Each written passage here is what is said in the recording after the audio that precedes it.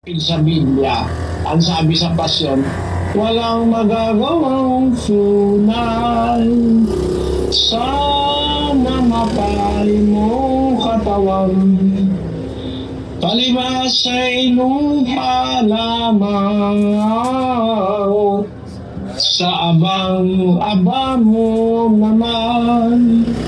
Kung ika'y walang sinimpan, samantalang nahihininga at ika'y nabubuhay pa, ay maglaang kang maaga. Sukat mong ikaginhawa ng gamit ko na. Ayun. Pagkapatay na, wala ka nang magagawa eh. Wala na rin pwedeng gawin sa'yo. Kahit panalangin ka ng buong mundo, namatay kang walang hiya, namatay kang hindi naniniwala sa Diyos, mababago pa ba yun?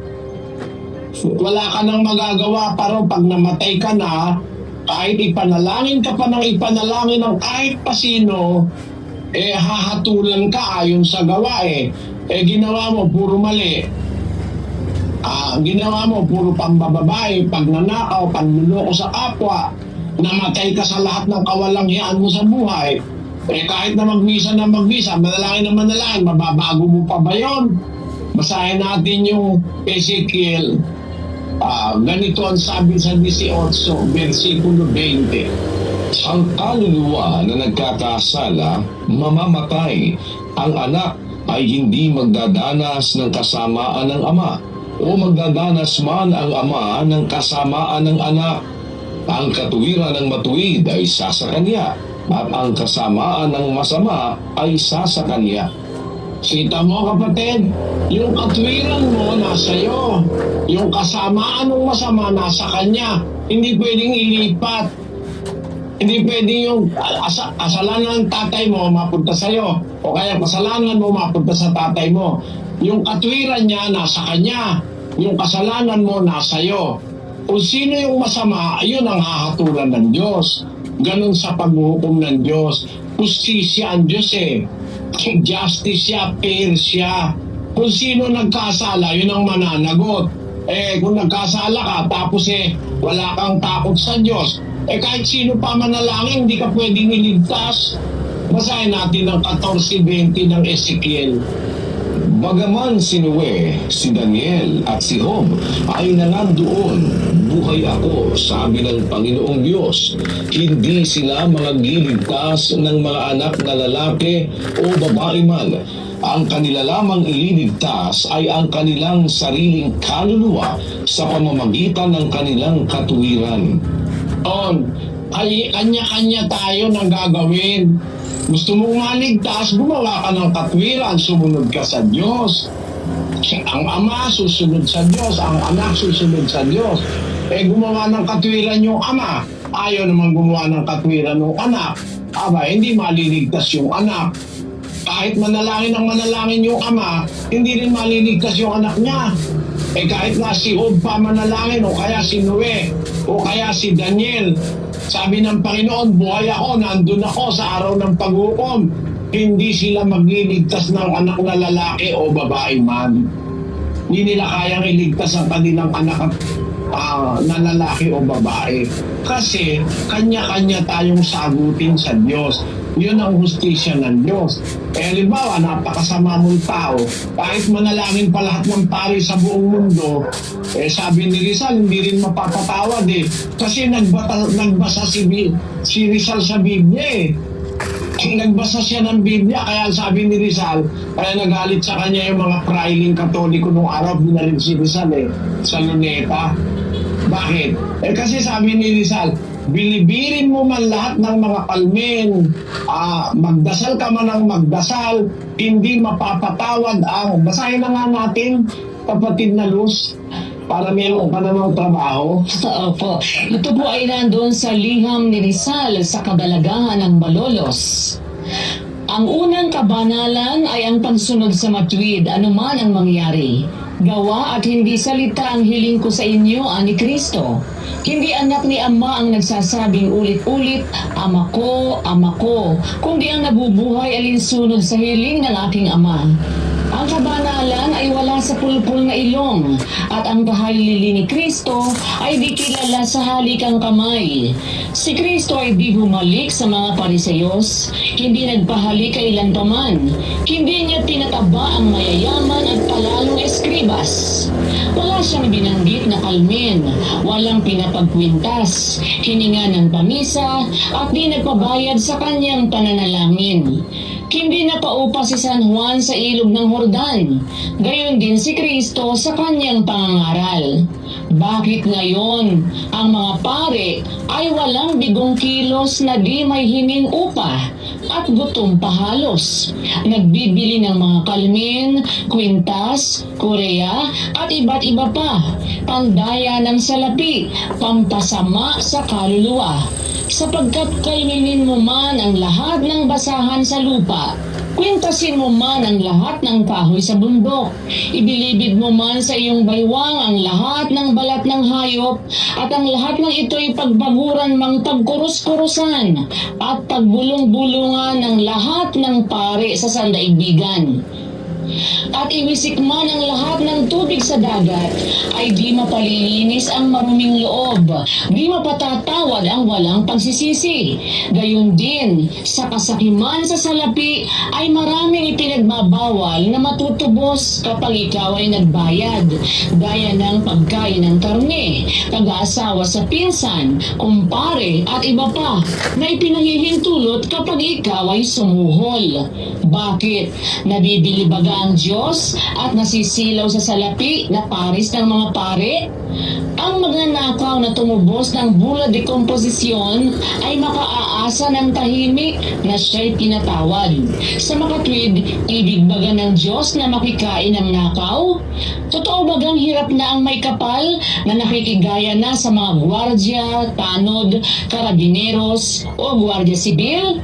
Kung ito ang Diyos na sinasamba ng praile, ay tumatalikod ako sa ganyang Diyos. Yung ginong salita ni Rizal, pinatalikuran ko yung ganyan Diyos, tumatanggap ng sungol. O, kaya alam mo kapatid, kahit manalangin ka ng manalangin, sabi ni Rizal na kasi ganun din naman sa Biblia, nakopya yan sa Biblia. Si Rizal kasi nagbabasa ng Biblia. Ang sabi niya, si Juan hindi nagpabayad sa ilog ng Jordan. Si Kristo hindi nagpahalik-halik. O hindi nagpahalik ng kamay. O hindi nagpaupa sa kanyang pangangaral. Ngayon yung mga praile nung panahong Kastila na si Rizal ay buhay, walang bigong kilos na walang salapi. Lahat ng kilos may salapi. Binyag, bayad, korea, bayad, kalmen, bayad, kasal, bayad, ay kung ano-ano ang babayaran mo sa mga prailing katolikong sumakop sa ating bansa noong una. Kaya ang masasabi ko sa iyo kapatid, hindi utos ng bagong tipan na manalangin para sa patay. Habang buhay ang tao, utos ng Diyos, ipanalangin mo. Panalangin ng mangangaral, panalangin ng ministro, ang lahat ng tao, panalangin. Pero pag patay na, nasa kamay na ng Diyos ang kapalaran nun. Kahit ano pang panalangin ang gawin mo, hindi mo na mababago yung nakarecord sa buhay niya. Hindi na babago ng panalangin yung nakarecord. Basahin natin ang 20:12, kapatid na Daniel ng Apokalipsis. At nakita ko ang mga patay, malalaki at maliliit, na nakatayo sa harapan ng luklukan, at nangabuksan ang mga aklat, at nabuksan ang ibang aklat na siyang aklat ng buhay, at ang mga patay ay hinatulan ayon sa mga bagay na nasusulat sa mga aklat, ayon sa kanilang mga gawa. Hahatulan tayo sa gawa, yung ginawa natin. Hindi tayo hahatulan sa ginawa ng iba para sa atin. Kasi napakasama mong tao pagkatapos ngayon. Lahat ng mga tao, halimbawa, magpamisa, manalangin. Mababago pa ba yun? Nakasulat yung gawa mo araw-araw. May aklat ng buhay, kapatid. May record tayo sa langit, tayong lahat. Kumbaga sa school, meron tayong card. Nandun yung record kung papasak ka, kung hindi. Hindi mo mapabago yung card. Maaaring mabago mo yung pagka yung teacher mo tumatanggap ng lagay. Ang Diyos ay walang lagayan doon. Walang palakasan doon. Kung ano talaga yung ginawa mo, yun ang pananagutan mo sa araw ng paghukom. Kahit sino pa ang manalangin para sa'yo, patay ka na, wala ka ng paraan para magbago kasi patay ka na. Kahit sino pa manalangin para sa'yo, hindi ka na pwedeng patawarin. Kaya bago pa tayo mamatay, dapat mapatawad tayo. Para tayo mapatawad, dapat tayong mangumpisal. Kanino tayo mangungumpisal? Basahin natin ang 32:5 ng awit. Aking kinilala ang aking kasalanan sa iyo, at ang aking kasamaan ay hindi ko ikinubli. Aking sinabi, aking ipahayag ang aking pagsalansang sa Panginoon. Ang iyong ipinatawad ang kasamaan ng aking kasalanan. Ang kumpisal, ikukumpisal mo sa Diyos, kapatid. Sa Diyos kasi, hindi ka mahihiyang mangumpisal eh. Sa pare, meron ka mahihiyang ikumpisal eh. Hindi mo maikumpisal eh. Halimbawa, sabihin mo, Father, mula po nung makita kita, na-crush na ako. Tapos nang-i-illusion na ako sa'yo, Father. Napapanaginipan na kita. Baka mahiya ka ikumpisal sa kanya yun eh. No? Kaya, ang mangyayari, hindi mo masasabi lahat. Ang sabi sa Biblia, aking ipahayag ang aking kasalanan sa Panginoon at iyong ipinatawad ang kasamaan ng aking kasalanan. Sabi diyan sa Cebuano, hihila ko ang akong mga salangan hakanimo. Kung wala ko tagoy sa akong kasalanan, mimon ako, igasugid ko sa Ginoo ang akong mga kalapasan, ug imong gipasaylo ang pagkadautan sa akong sala. Sa Panginoon tayo mangungumpisal din sa pare. Ngayon, yung paglulosaryo, kapatid, bawal sa Biblia yon. Ikinalulungkot ko, huwag kang magagalit, tinanong mo, hindi naman kita inaatake. At kahit sino, hindi ko naman inaatake. Bawal ni Kristo yung ulit-ulit na panalangin sa 7 ng Mateo. At sa pananalangin ninyo ay huwag ninyong gamitin ang walang kabuluhang paulit-ulit na gaya ng ginagawa ng mga hentil, sapagkat iniisip nilang dahil sa kanilang maraming kasasalita ay didinggin sila. Huwag nga kayong magsigaya sa kanila, sapagkat talastas ng inyong Ama ang mga bagay na inyong kinakailangan bago ninyo hingin sa Kanya. Hindi mo pa nga nasasabi, alam ng Diyos yun eh. Ba't kailangan mo ulit-ulitin? Sabi ni Kristo, sa pananalangin nyo, huwag kayong magagamit ng walang kabuluhan paulit-ulit. Sa Bisaya, sabi diyan, at ug sa pag-ampo, dili ka mo magagamit sa mga pagsumay-sumay nga walay pulos, ingon sa ginabuhat sa mga hintil. Ay nagadahon sila nga pagapatalinghugan sila tungod sa ilang daghan nga pagsulti. Busa, dili ka mo manigfingon kanila, kay nahibalo ng inyong amahan sa inyong mga kinahanglan sa wala pa kamo mga pangayo kaniya. At paano kang gagamit pa ng rosaryo?